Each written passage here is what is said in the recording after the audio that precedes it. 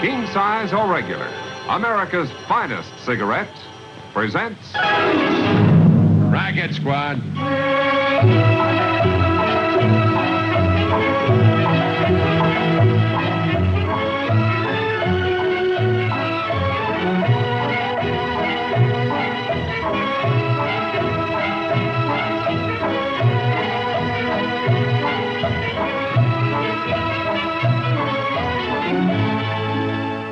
What you're about to see is a real-life story, taken from the official files of the police racket and bunco squads, business protective associations, and similar sources. It is presented as a public service by Philip Morris, a company whose product deserves your support and patronage. I smoke Philip Morris myself. I have for a long time, because I know the Philip Morris manufacturing process, and I'm convinced that this cigarette is as fine as human care and scientific skill can make it. It's truly a fine, superior cigarette. I recommend it for your pleasure. This case, and I call it the sure thing, started when I got a call from Homicide saying they were sending up a man whose story I should hear. Hello, sucker. Come in, Mr. Crowley, come in. Look, Captain, I've killed a man, and I couldn't live with it on my conscience, so I came in of my own free will and confessed. Now, why don't they put me in jail and leave me alone? Why do I have to come here? Because they want your story, Mr. Crowley. I wasn't just being smart before when I used the word sucker. You were the victim of a confidence mob. I don't know what you mean. You really don't know, do you? Looks like I better help you out. 10 to 1, it started someplace where people gather. A hotel lobby, a train, maybe a resort of some kind. It was a train. I was on my way to New York, and I was going to close a business deal, and this young lady came in and sat down in the club car beside me, and...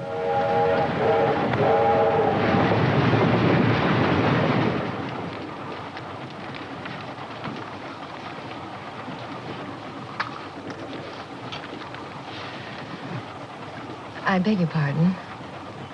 Would you mind if I looked at your magazine? Oh, no, certainly not. There's an article I'd like to read about some new developments in surgery used in veterans' hospitals. Yes, I read it. It's interesting, but a little grim. Are you a nurse? Not exactly. My husband was a patient for a very long time, until the Army doctor sent him home. Oh, there's no hope at all? We like to think there is, but it happened so long ago, on Beaudine. Bob hasn't walked since that day. Oh, I'm terribly sorry. He's been home for 3 years now. So many treatments, operations. He tried just about everything. I'm on my way to New York now to see another specialist, a man my Uncle David heard about. Well, I certainly hope he can help you. I don't know. I've never been to New York before. Is it really as frightening as they say? Oh, it's worse. Much worse. Give me Harrisburg anytime. I've lived there all my life. Then I guess it's a good thing my Uncle David is meeting me at the train. He's the sweetest man in the whole world. He's been so nice to bother me through all our trouble, and I don't know how we'll ever repay him. Well, rich uncle. He's generous. That's its own reward. Oh, he's not rich. He's just a working man. He manages the central office of Postal Union Telegraph on 9th Avenue. But he's certainly not rich. That's what makes him so wonderful. Mm-hmm. Do you mind if I take this magazine back to my sleeping car? I want to read that article carefully. Well, not at all. You go right ahead. Finished it, and you might find something encouraging. I hope you do. Oh, thank you. Yes, you were a perfect gentleman, Mr. Crowley, and she a perfect lady. In spite of the tragedy in her life, so friendly toward a stranger. You'd never suspect in a million years that she knew all there was to know about you before you left Harrisburg. Or, for that matter, that she had no husband. At least, not the one she'd been telling you about.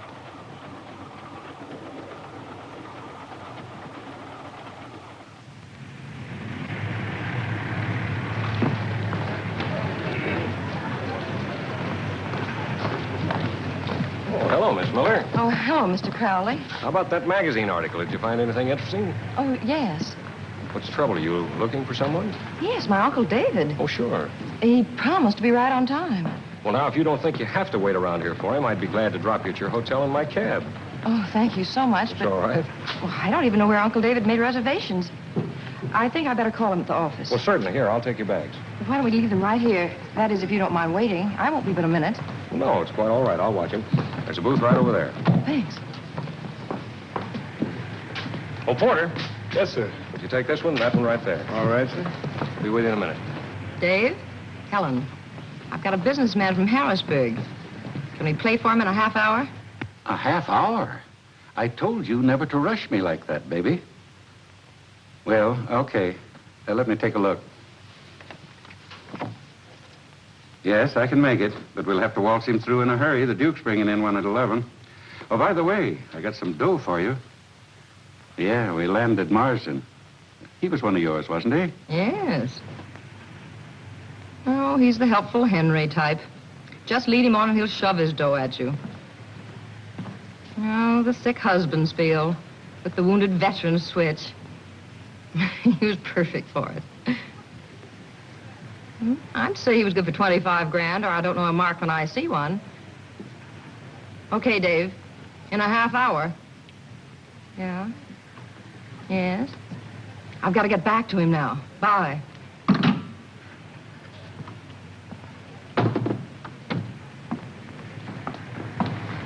I knew there was something wrong. David couldn't get away from the office. There was so much work. Well, the offer's still good. I'll take you any place you say. Well, David wants me to come to the office. Would you mind, really? It wouldn't be out of your way? Not at all. Bring those other two, will you? Yes, sir.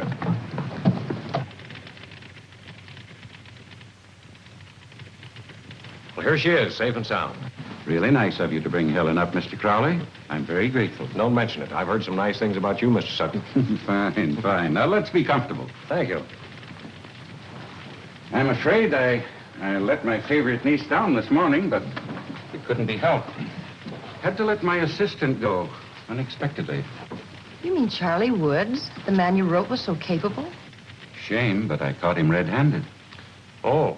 Well, I know exactly how you feel. I had the same thing happen to me. I had a fellow working for me once, good man, but he just couldn't keep his fingers out of that cash box. It wasn't stealing. You're being so mysterious, David. Well, it's just that I wouldn't like this thing to get around. Now we are curious. Aren't we, Mr. Crowley? Oh, yes. You ever see a woman that couldn't worm the truth out of a man? Very well, my dear, if you insist. The racing results for all of the bookmakers in the city pass through this office. Charley Woods figured out a way to place a bet on a sure thing. Well, that's the way to bet, I always say. But how did he do it? Well, you see, this office wires the results to a small but very exclusive betting establishment near here called the Saddle Club.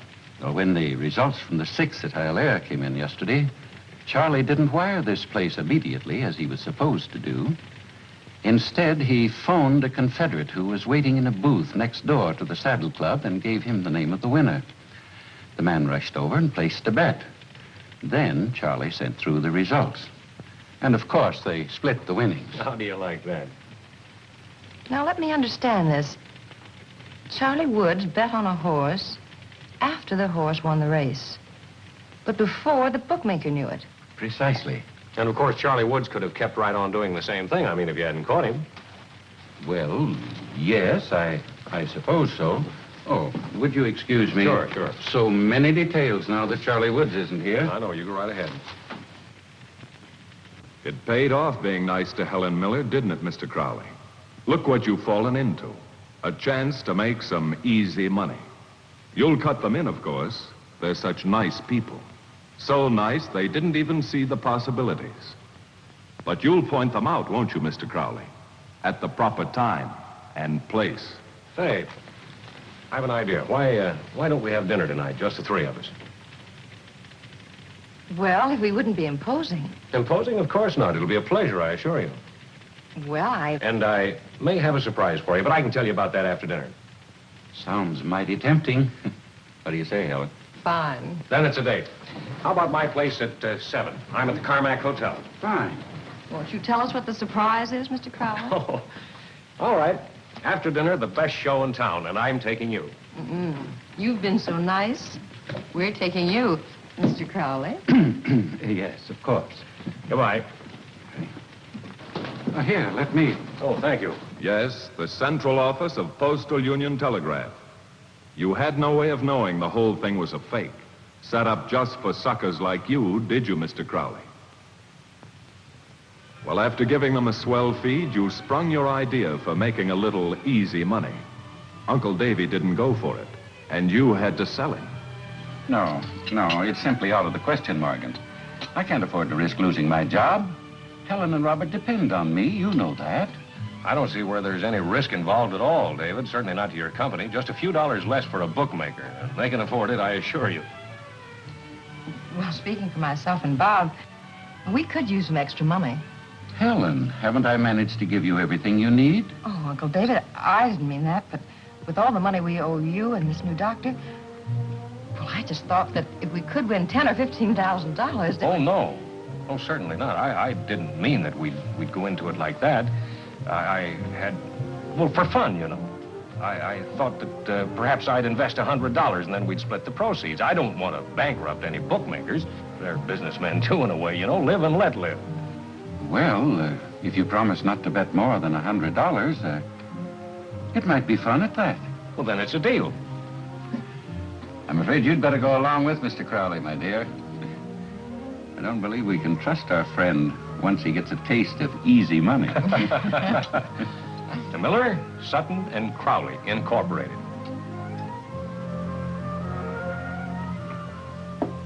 Oh, and now to show you I'm a man of my word, what show do you want to see?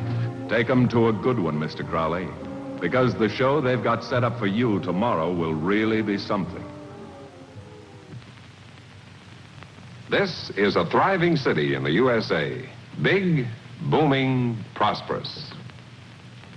But if you were to take all the people in this city, they're just a fraction of the thousands upon thousands of men and women who have switched to king-size Philip Morris. So be wise about king-size. Call for Philip Morris. The truth is that this Philip Morris king-size, really is superior. It gives you every good thing you want in a cigarette. An extraordinary quality of excellence. A special built-in gentleness unmatched by any other brand. That's why, no matter how much you like your present cigarette, king-size Philip Morris will give you an extra measure of downright solid enjoyment and far, far more smoking comfort than you've ever known before.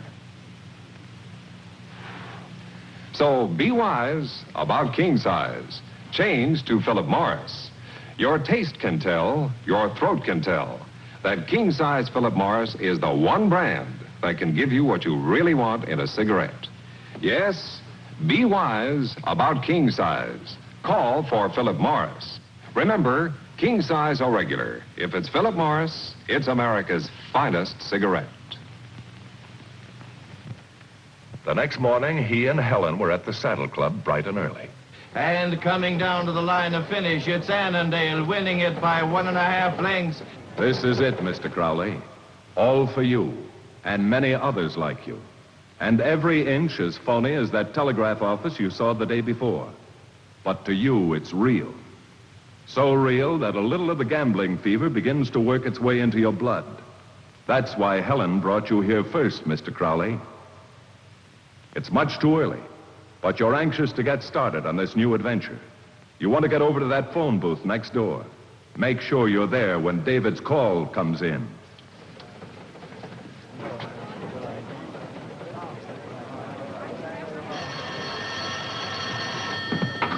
Hello? Yeah, David. This is Morgan. Uh-huh. Yeah. All right, now let me repeat that. That was valedictory to win in the first at Pimlico. Good, I got it. Thanks, David. Valedictory. Miss Bolo is third by a length. Every Hour is fourth by 2 lengths. And coming up between horses, Tippler. In the stretch, it's Alabar and Valedictory head and head. Miss Bolo by 1.5 lengths. Every Hour by 2 lengths. Tippler by a neck, and on the extreme outside, 4 keeps. Heading for the line of finish, it's Alabar and Valedictory, with Valedictory getting up and winning by a nose. Alabar is second, and Miss Bolo.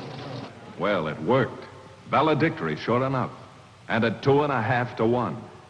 Say, this is all right, isn't it, Mr. Crowley? But you get a funny feeling when you see the man ahead of you bet $10,000 on the next race. $10,000 on one horse. It's foolish, you tell yourself, indecent, especially if you don't know you're going to collect. This is different. You're playing for the fun of it. And it's a grand and glorious feeling, this betting on a sure thing.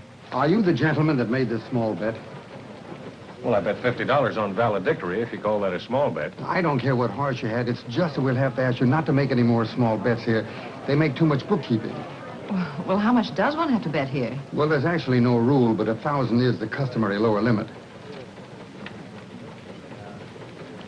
I resent that. He all but called you cheap, Mr. Crowley. Who does he think he is? All right. Next race, we'll bet all we got. It isn't quite 1,000, but he'll take it and like it. Your fever is up now, Mr. Crowley. You've got another horse from David. Swing along at 6-1. And you wish the line would move faster. There isn't much time. There they go. Swing Along is out front. Chuck-a-Luck is second. Reliance is third. Desire Me is fourth. And Blivet.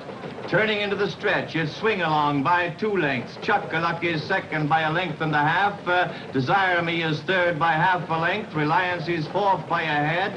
Then coming up fast, Blivet.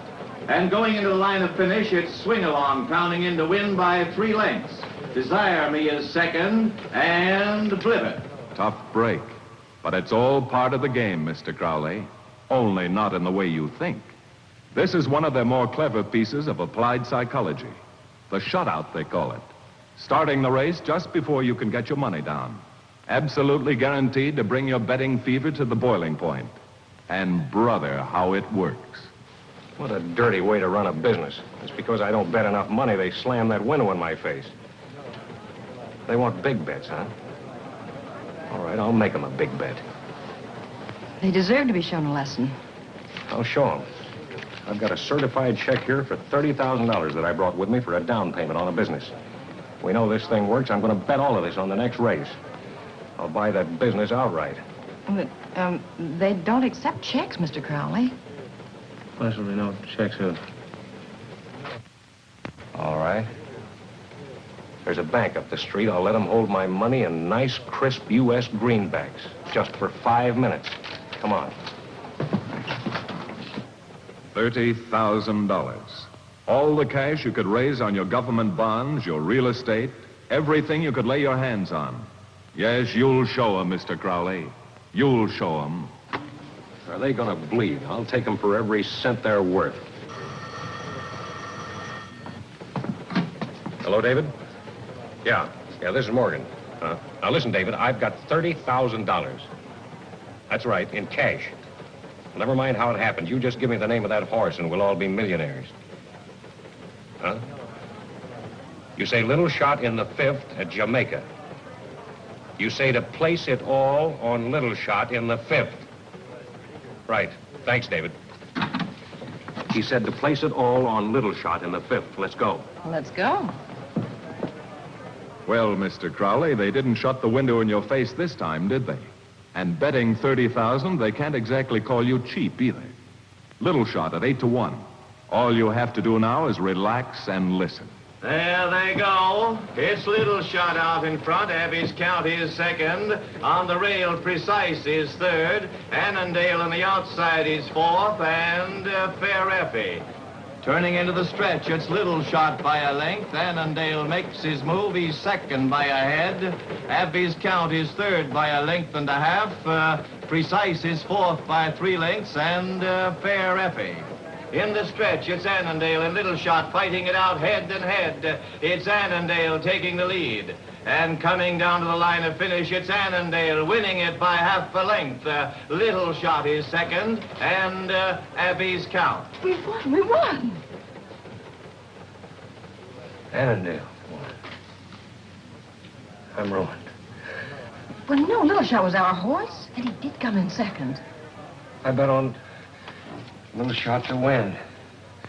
David said to place it all on Little Shot. That means to win. Oh, dear. David must have met second when he said the word place. He doesn't know a thing about racing. He must have made a mistake. Mistake? He makes a mistake. Everything I've got is on this. He's got to make it up to me. I don't know, somehow he's got to make it up to me. Mr. Crowley, I don't know what to say. Wait till I get my hands on that uncle of yours.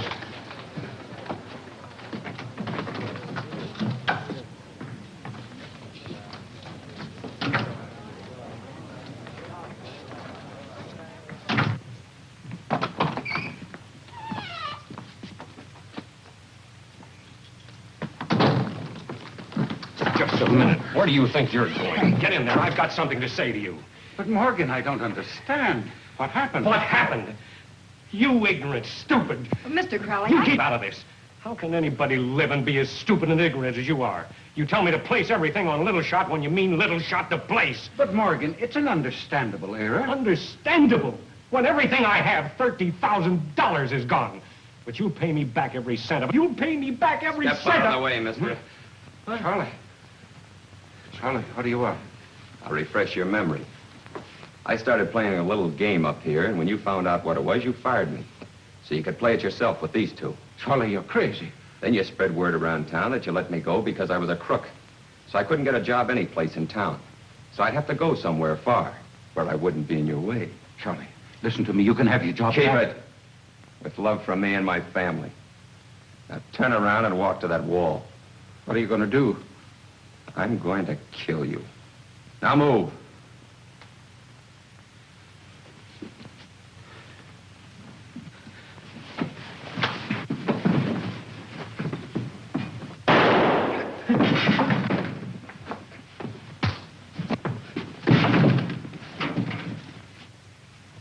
Mr. Crowley!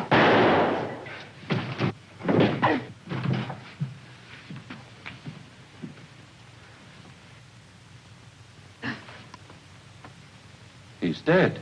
Dead? Mr. Crowley, you killed him. What are you going to do? Well, I didn't mean to kill him. David, you got to help me. What can I do? Well, I saved your life. Yes, I guess you did. All right, Morgan. Get out. Get out of New York. Fast. Helen and I will think up a story for the police. All right. Mr. Crowley was sure he had murdered a man. But Uncle David had plans of his own.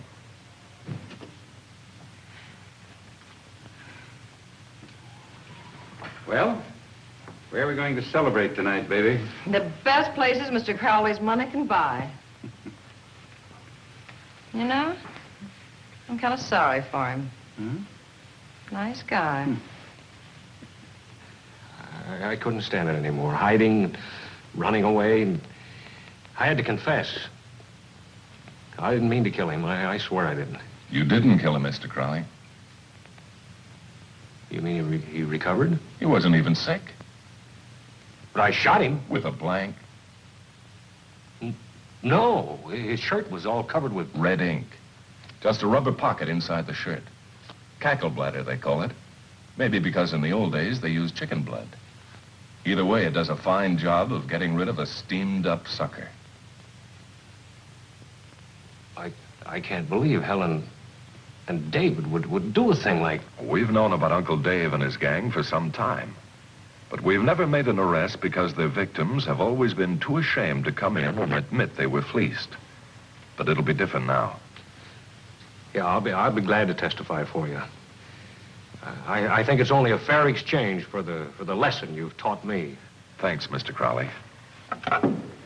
Get me Martin.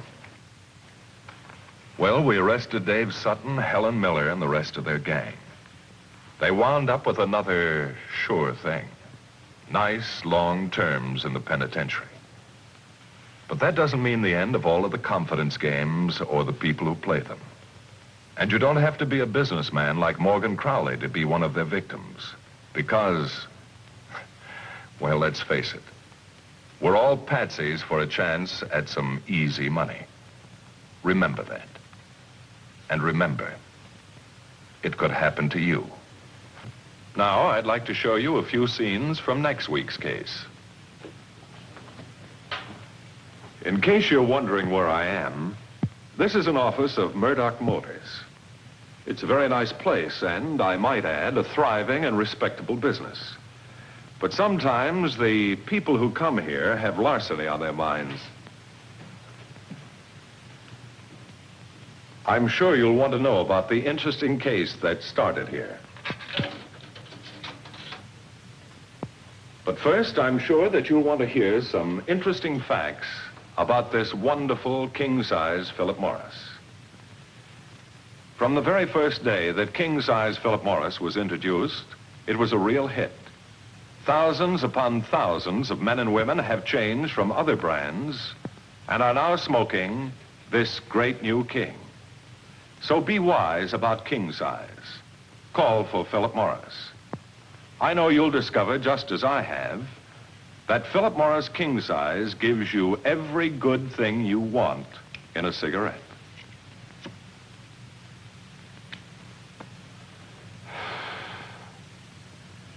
Here is a king-size cigarette of such unusual excellence and with such a special quality of gentleness, it gives you more downright solid smoking enjoyment and throat comfort than you've ever known before. So be wise about king size. Call for Philip Morris. And remember, king size or regular, if it's Philip Morris, it's America's finest cigarette. And now about Murdoch Motors. It was here that a young salesman learned how a simple racket can ruin a man's career. Hey, are you sick? Yes. Come into my office. Say, have you got a doctor, or do you want me to send for mine? No, it isn't that. It's the beige convertible. Murdoch was being so helpful and friendly. And you had to tell him what you'd done.